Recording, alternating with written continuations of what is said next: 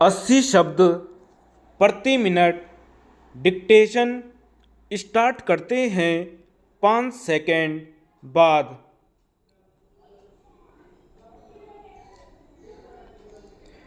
महोदय, यह स्वाभाविक ही था, क्योंकि हमने सोचा था कि न केवल भूगोल बल्कि एक साझा इतिहास और संस्कृति, एक ही भाषा और दूसरी बहुत सी साझी बातें मैत्रीपूर्ण सहयोग को बढ़ावा देंगी। लेकिन ऐसा नहीं होना था। विभाजन के बाद की घटनाओं ने कड़वाहट भर दी।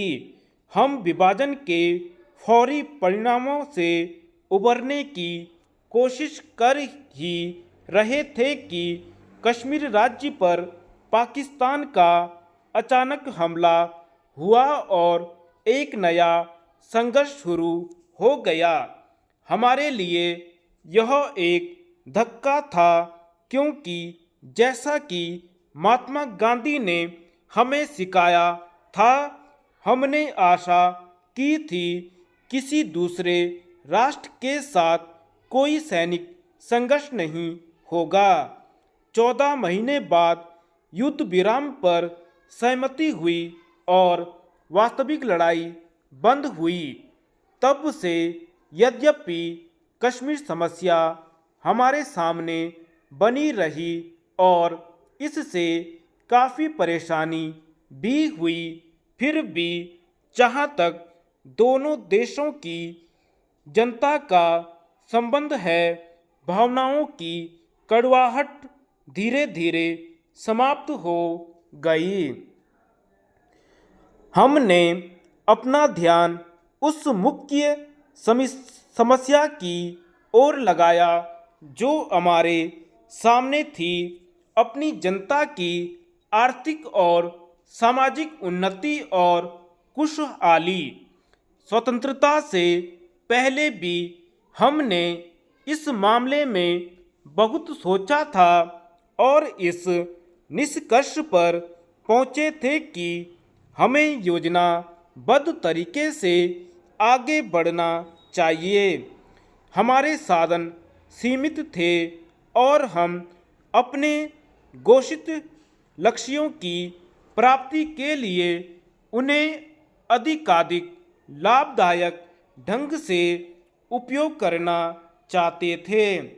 स्वतंत्रता के बाद भारत का संविधान बनाने के लिए एक संविधान सभा बनाई गई थी।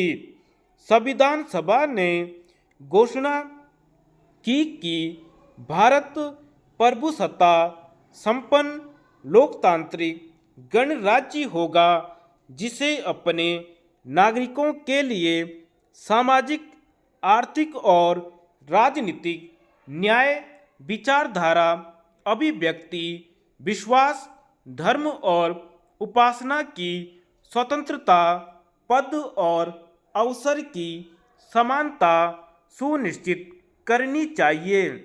इसे व्यक्ति की गरिमा और राष्ट्र की एकता का आश्वासन देते हुए सब नागरिकों में भाईचारे को बढ़ावा देना था। 26 जनवरी 1950 को नए गणराज्य का उदय हुआ। हमारे सब प्रयास निर्धारित लक्ष्यों को प्राप्त करने की दिशा में थे। ये लक्ष्य थे राजनीतिक लोकतंत्र और आर्थिक न्याय।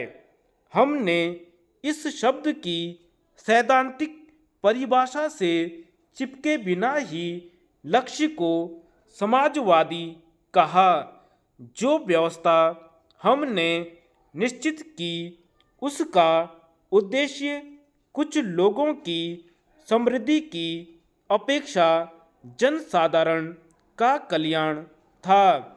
यह लोकतांत्रिक है क्योंकि इसकी प्रक्रिया पर सार्वजनिक चर्चा और संसद का नियंत्रण है।